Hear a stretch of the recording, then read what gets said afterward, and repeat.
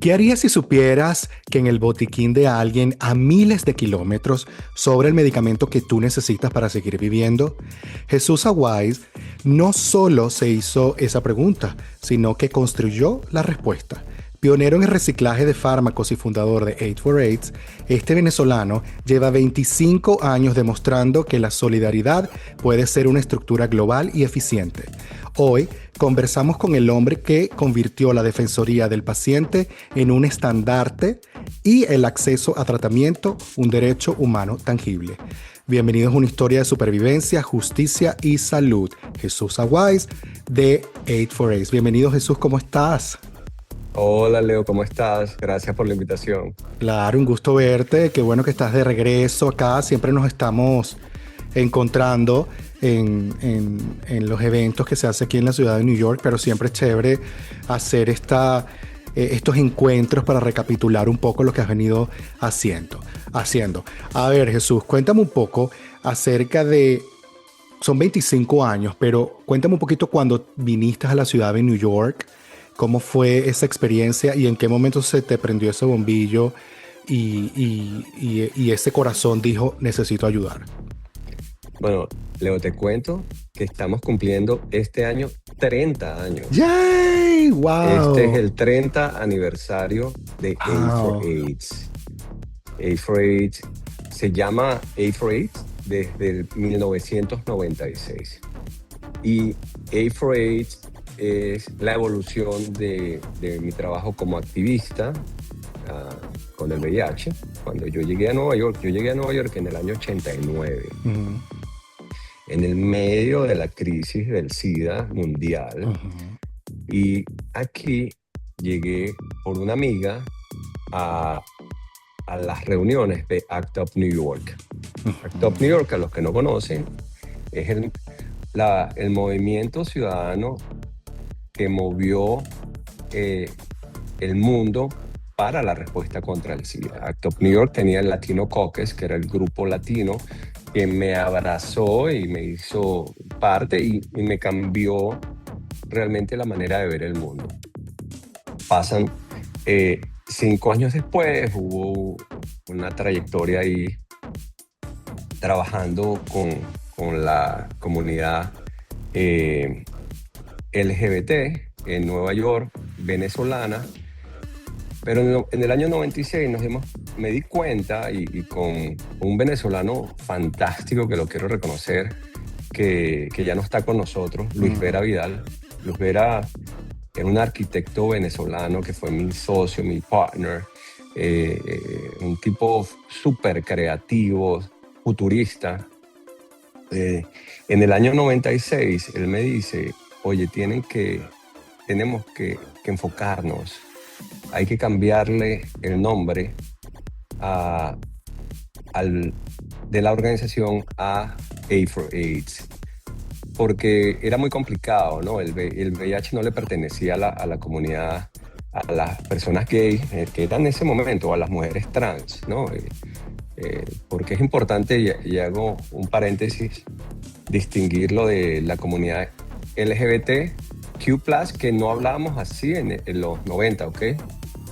Esto ha sido una evolución del lenguaje Uh-huh. también.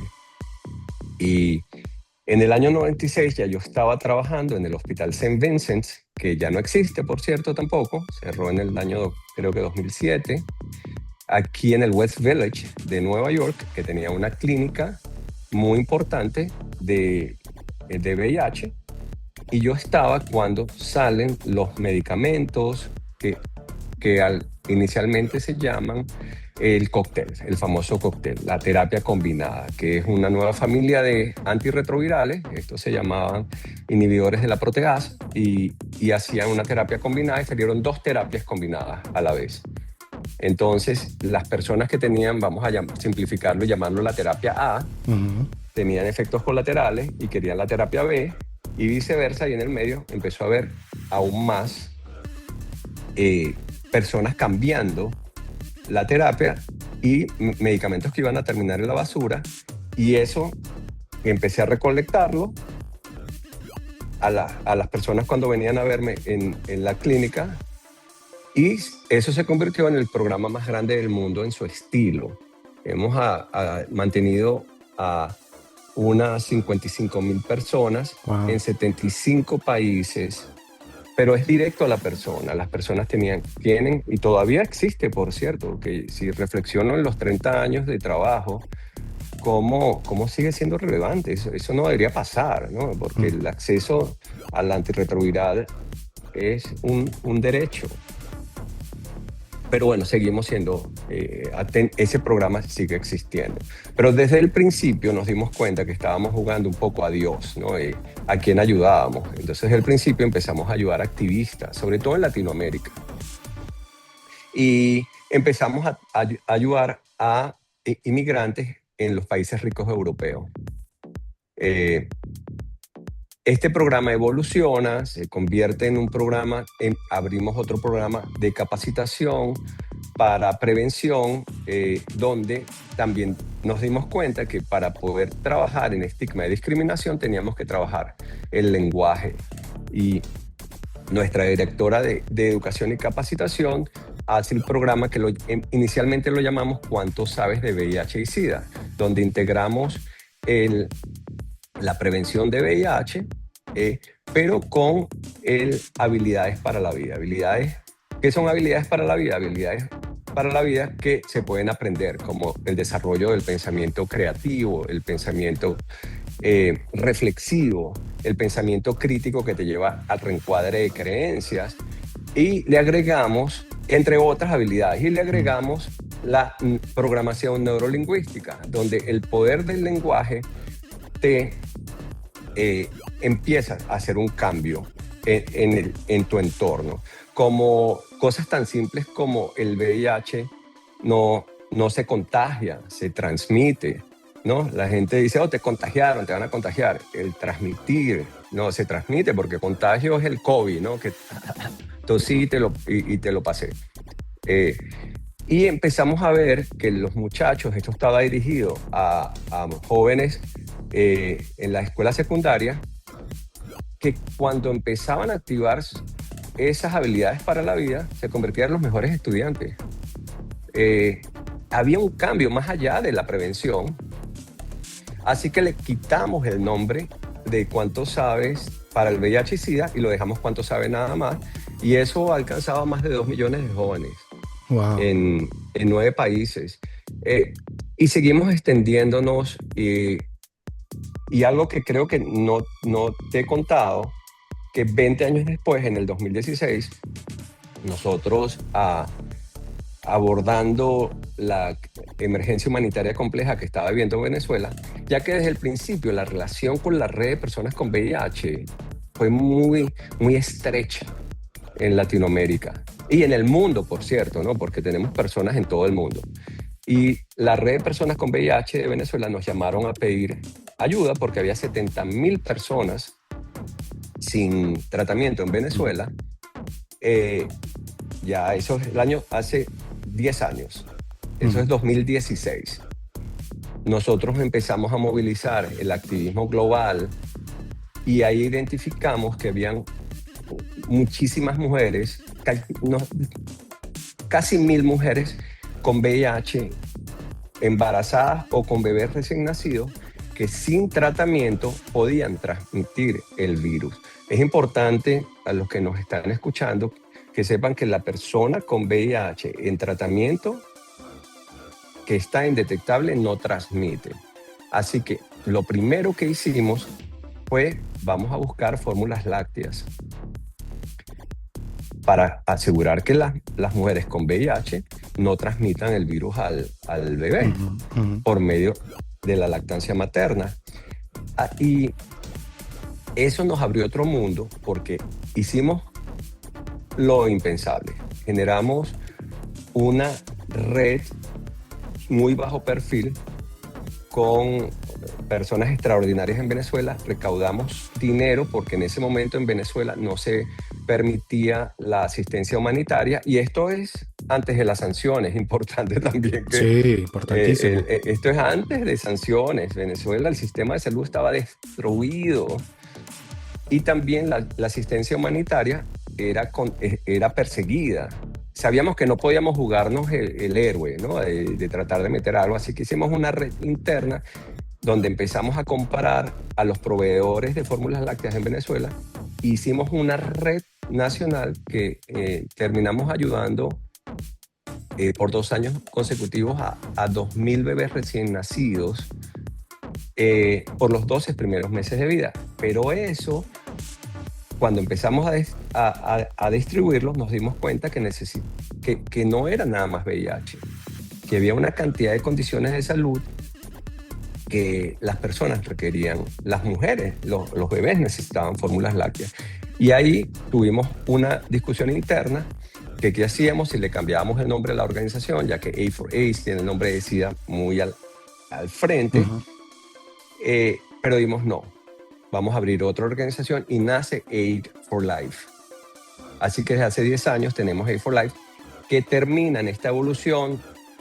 Luego hicimos un movimiento realmente con socios increíbles como ICASO en Canadá, y fuimos a la Conferencia Mundial de SIDA en Francia en el 2017 e hicimos que la industria farmacéutica, una industria farmacéutica, donara a los medicamentos.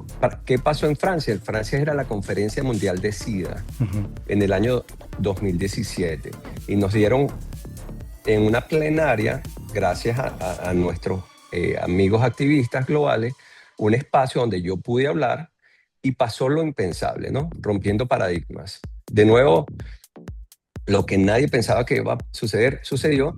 Logramos hacer ese gran paso y por medio de asociación con las Naciones Unidas, porque de nuevo sabíamos que no podíamos meter el medicamento a Venezuela, porque no había manera como ayuda humanitaria.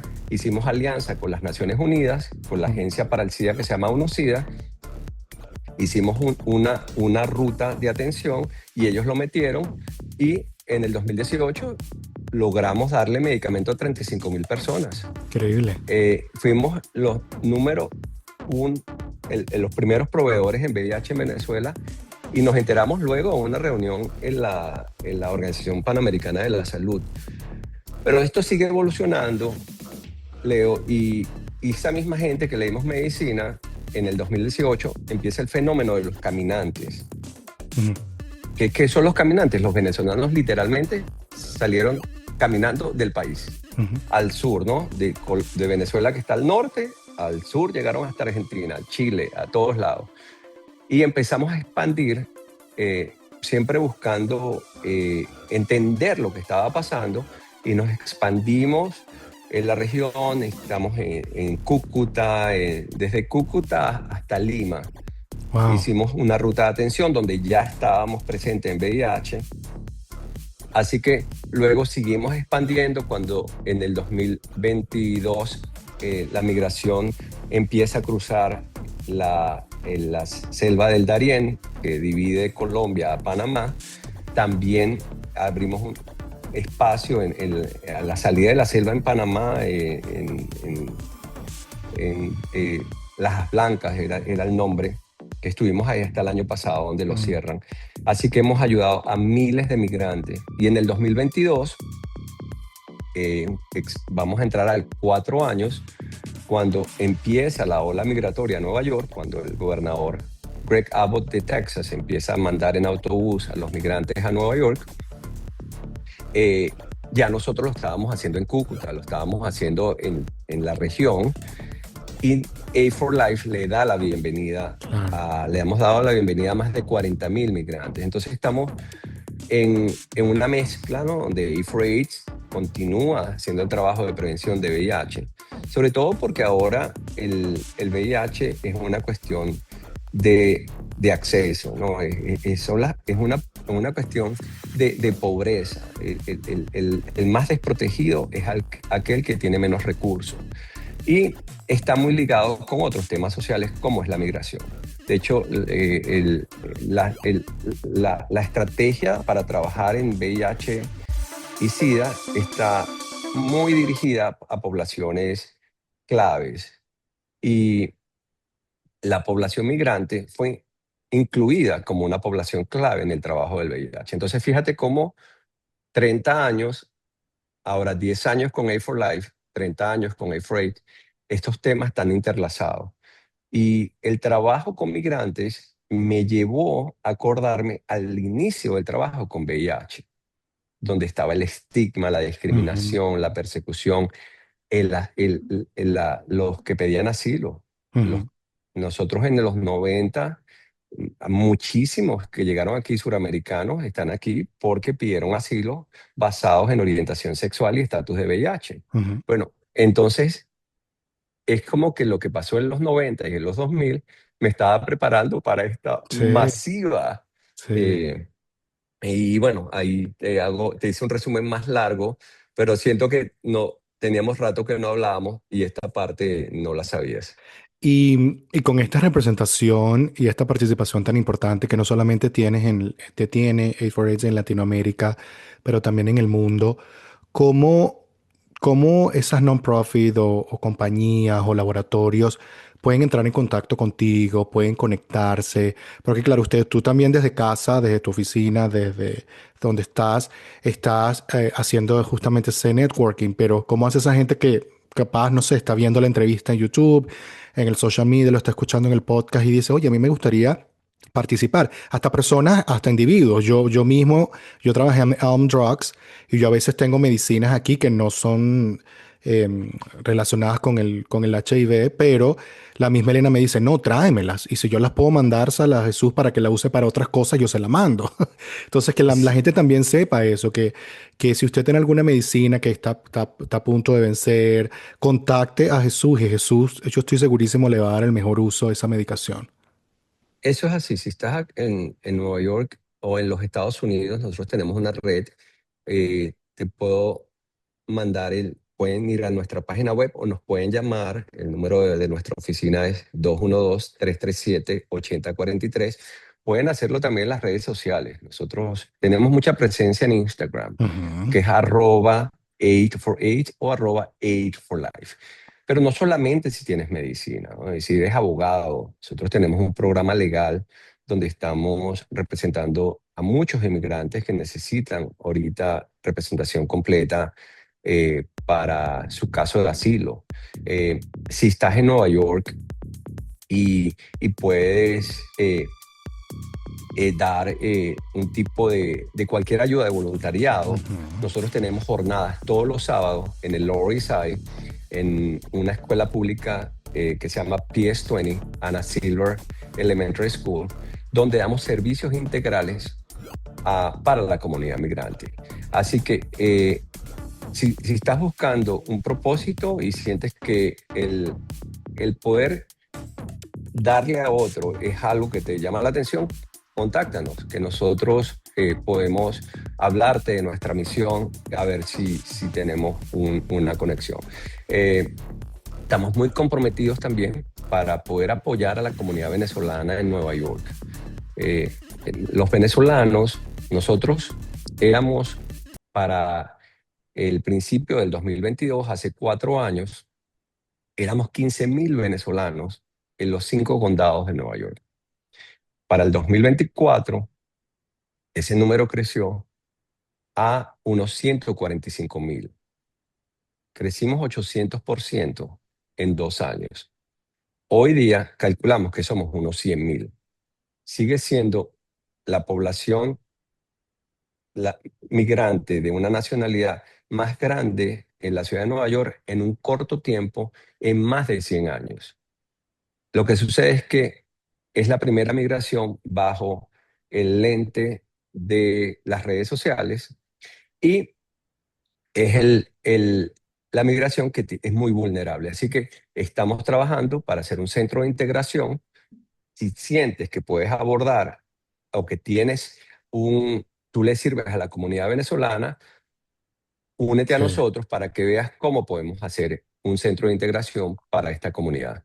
perfecto. Jesús, Un millón de gracias por acompañarnos acá en Tacones y Guachicones. Súper orgulloso también y agradecido con todo el trabajo que haces, no solamente para la comunidad venezolana, sino para la comunidad latinoamericana, especialmente esas mujeres, nuestra comunidad LGBTQ+, que está siempre bien vulnerable. Hay mucho estigma también detrás de la comunidad. Te sigo deseando, por supuesto, el éxito. Cada vez que tengo la oportunidad de conversar contigo, es impresionante el crecimiento que sigue teniendo A4Age en A4Life, o sea, aún a la velocidad de la luz, y eso no significa más que ese reflejo y ese amor y ese gran trabajo que todos ustedes le ponen. Gracias, Leo. Nosotros pues ya culminamos esta entrevista con Jesús Aguais. Recuerden, en @taconguachicón pueden conseguir toda la información para conectar con él. Pueden escuchar Tacones y Guachicones en cualquier plataforma donde escuchan sus podcasts. También pueden ver esta entrevista en nuestro canal de YouTube. Tienen una cita conmigo entonces la próxima semana. Y recuerden, no es el dinero, es la educación. No es la ropa, es la clase. Tacones y Guachicones. 14 años junto a ti. Gracias, Jesús. Gracias, mi querido.